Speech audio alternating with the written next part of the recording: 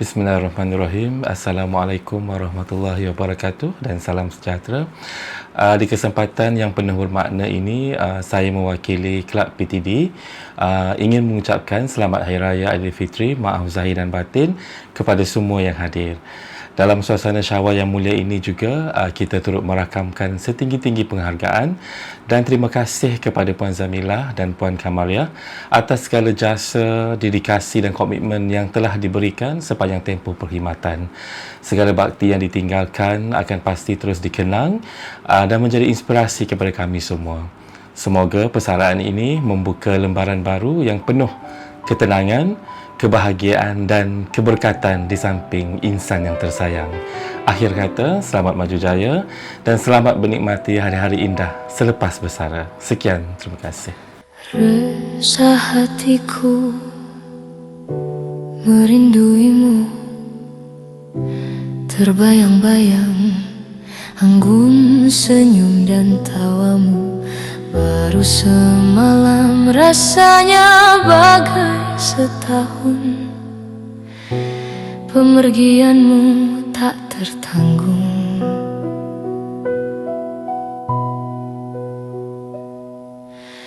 Indah suasana ketika bersama, siang dan malam seolah di alam surga. Cintamu itu cinta yang setulus jiwa, di mana ku cari gantinya. Telah ku lupa detik hitam selamanya yang menodai cinta kita.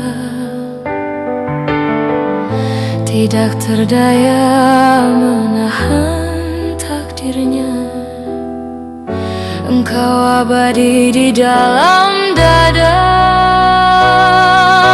Sepi dunia di dalam riuh rendahnya, pedih jiwaku tanggung derita. Patah hatiku, kesalahan tiada terhingga kau satu. Bersara bukanlah noktah, tapi titik mula untuk kebahagiaan baru. Selamat bersara kaya dan kaya. Zul ingin mengucapkan selamat bersara kepada Puan Zamilah dan Puan Kamariah.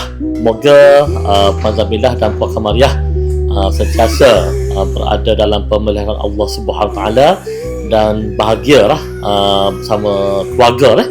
Selamat bersara Kak Allah dan Kak Jah. Kepada Puan Zamilah dan Puan Kamariah, semoga dapat spend quality time dengan family, dengan hobi yang Puan suka. Semoga sihat-sihat selalu. Selamat bersara. Selamat bersara Puan Zamilah dan Puan Kamariah. Semoga sihat-sihat selalu dan bergembira bersama keluarga tercinta. Kepada Kak Yah dan Kak Lah, selamat bersara, semoga tenang selepas persaraan. Kami mengucapkan selamat bersara. Kami mewakili staf Tali Ponis mengucapkan selamat bersara kepada Puan Kamariah dan juga Puan Zamilah. Semoga bahagia di samping keluarga tersayang. Selamat bersara. Saya ingin merakamkan setinggi-tinggi penghargaan kepada Puan Zamilah Hussein dan juga Puan Kamariah Yusof di atas segala jasa dan semangat yang telah diberikan kepada PTD sepanjang tempoh perkhidmatan mereka di sini. Sempena persaraan pada tahun ini, saya ingin merakamkan agar mendoakan kepada mereka diberi kesihatan yang berpanjangan, kebahagiaan bersama keluarga tersayang dalam menjalani satu kehidupan fasa yang baru sebagai YP. Terima kasih. Kepada Kak Lah dan Kak Yah, selamat bersara.